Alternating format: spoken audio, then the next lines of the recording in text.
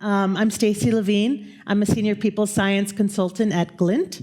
My job is to help organizations design surveys, understand the results, and ultimately drive change.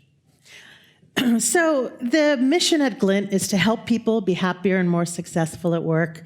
This is what we really live and breathe every day. It's one of the reasons I think this conference is so great, People Data for Good. It's how we think about it. The idea that we use our people success platform to engage people, to help them talk about what's on their mind and tell their organizations how they can be more successful. At the same time, we're giving managers the ability to have a better conversation with their people. So a little bit of context setting. We all use data, tons of streams of data that we need as an organization to be successful. At the same time, outside of work, we're always being asked for our feedback. You see all the different examples, and we expect that when we give our feedback, something will happen from it. And that is really critical that we're experiencing that in our life. But at the same time, at work, we're experiencing a ton of change in our individual jobs, in the organizations that we work for. There's just a lot of transition happening for people. So given that, the question becomes, how often should we be asking employees to give their feedback to their organizations? So by a show of hands, I want to ask, what percentage, I want to get a sense, raise your hand if you survey your employees once a year or more. Good, good. Any that are quarterly? Raise your hand if you are surveying on a quarterly basis. Okay, got one or a couple in here. Okay. So research was done last year to get a sense of how often are people surveying their people. And what they found is that 60% of organizations are surveying once a year or less, meaning that we're pretty far away from real-time feedback in the workplace.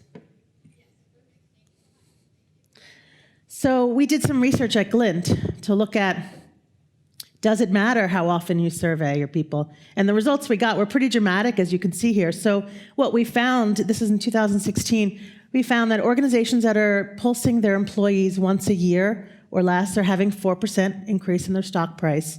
Those that were doing a pulse 4 times a year or more had a 40% increase in stock price. So what's that all about? I think there's a couple different things that are at play. First of all, when you're asking your employees throughout the year how they're feeling in a more regular way, you get opportunities to course correct. You're not waiting a year. If there's an issue, you see it before it becomes a bigger problem for the organization. You're also more likely to be tying your surveys into your quarterly business planning, and it becomes a regular conversation. It's not so much doing a survey once a year. If you're going to collect data on any other metric in your organization in a regular way, why would you not collect data about your people in that same regular manner?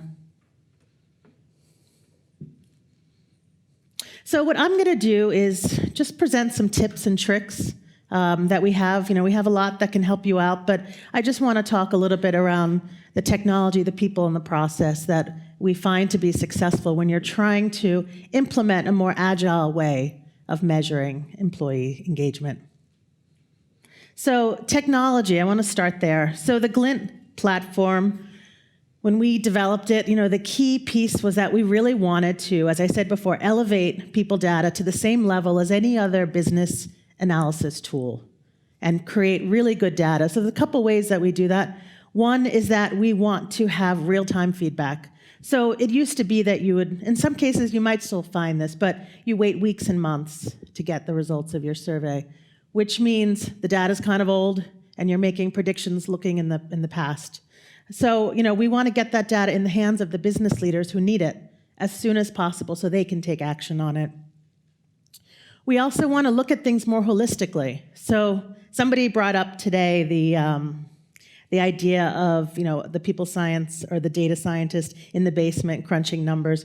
We want to be able to give managers the ability to look across the life cycle and be able to see if my employee had a bad onboarding experience. Now as a manager, I can actually look and see that 3 months later, they're less engaged, they're less likely to recommend it as a place to work. So it used to be that a data scientist would be crunching the numbers from this survey, that survey, but we put it all in one place, and we make it so that as a manager, you can easily pull up those insights yourself. Again, the more you can get it into a manager's hand, the better you can empower them as leaders. Also, predictive insights. People refer to Glint as their crystal ball, this idea that you can predict what's going to happen. So we don't want people to be looking in the past. So we build into the platform the ability to see, okay, what does my data say about what's going to happen in the future? Where do I have attrition risks happening? Where may I see more safety incidents in the future based on what I'm seeing in the data now? So using that kind of machine learning, artificial intelligence to be able to pull that out. And then the last piece is that you have to make it possible for people to take action. This is a group of people who love data, but you really have to just get past that data into the place where you give that step-by-step guidance, and that's what we do for managers. We break it down for them pretty simple way that says, here's the 1 or 2 things that you should work on, and here's 1 or 2 things that you should do, and just make it simple for them. So I'm going to shift to talk about process now. Major point I want to make here. So we believe that surveys should be concise. When I started doing this, it was no big deal. Let's ask them to spend 30 to 45 minutes filling out a survey. We can't do that anymore, especially not if we're going to do this in a more regular manner. We have to make shorter surveys. We have to make it a good experience for employees. So one of the things that we did at Glint is we went through exhaustive research with Stanford University and looked at the hundreds of items that people have been asking over the years, all the different constructs that are out there, and said, can we do this in a more simple way?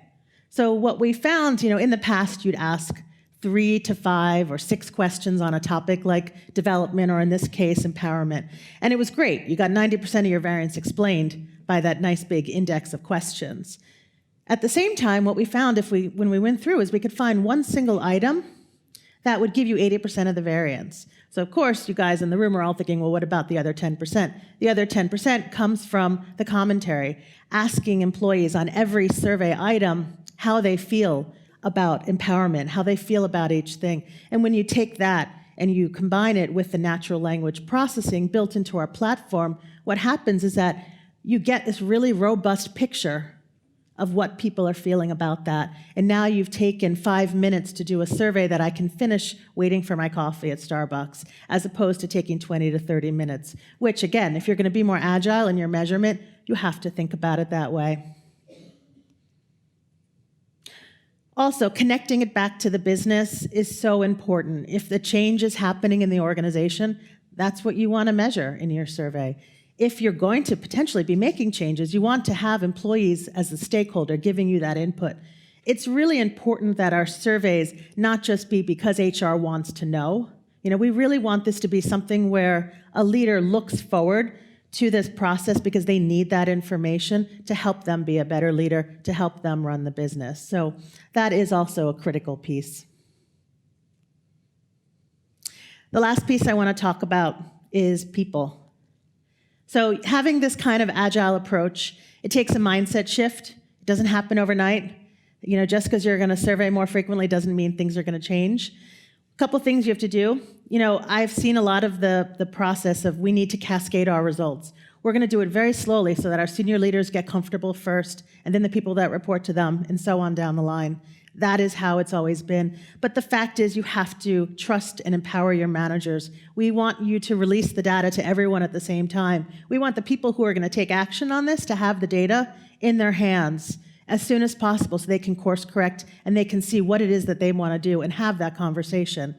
Otherwise, you also just can't be surveying more frequently. If you're going to take weeks and months, no one's going to feel like they can take action, and everybody's going to say, wait, we're not ready for another survey. So it's really a mindset shift that needs to happen.